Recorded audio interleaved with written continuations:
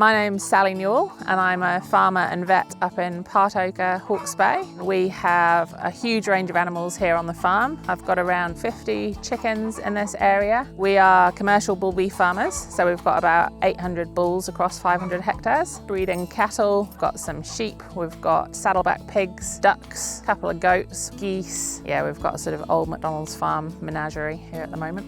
We started off with a little old caravan that we converted into a mobile hen house, but it was getting quite weathered, and so I really wanted something that was more sturdy, more up to the elements in New Zealand. Being a New Zealand company is a big tick in my book. It was easy to move, that was a big factor, so that the chickens can fertilise the ground and so that I'm not having to muck out something all the time. Cleaning out an area wasn't on my bucket list. We got this just before the cyclone, so it would have been 2022, so we've had it for 3 years. My husband and we had a girl working for us at the time on the farm. Basic building skills. They built it over the space of a couple of weekends, chipping away at it. It's got heaps of space in there. These things are designed for up to 60 hens. I wondered how it would handle the wind. We're in a really high wind zone. I haven't pegged this down. I probably should peg it down, but it's never moved. I'm a little bit careful in winter how I position it so the prevailing wind isn't blowing straight into it. Apart from that, I've never had any problems. Being on skids, it's just super easy to tow with my little Daihatsu truck and I can move it. It's when the grass is starting to get quite dirty inside it. The chicken dirt that drops down drops straight onto the grass and you move it to a new patch and that chicken dirt is going to fertilise the grass that's left behind. I move it probably once a week to once a fortnight. So now I find it really user-friendly. Ted, my youngest, comes along and collects the eggs every day and I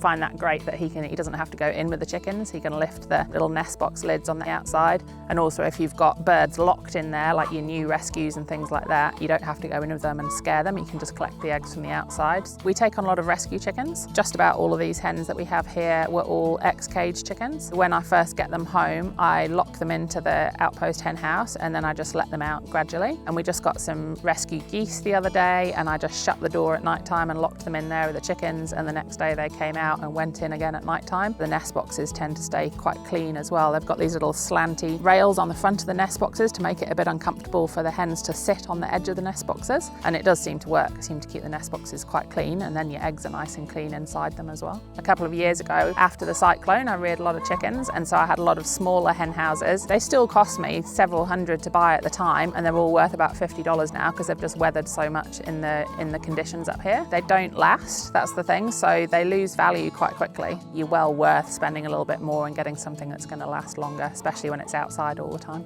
I'd 100% recommend Outpost, and I'd recommend any of their hen houses. I've had sort of pretty regular contact with them since I've had the hen house, and they've been really easy to deal with and really full of information for me, so it's been good. But yeah, our chooks are really comfortable in there, and yeah, couldn't recommend them highly enough, especially in New Zealand conditions.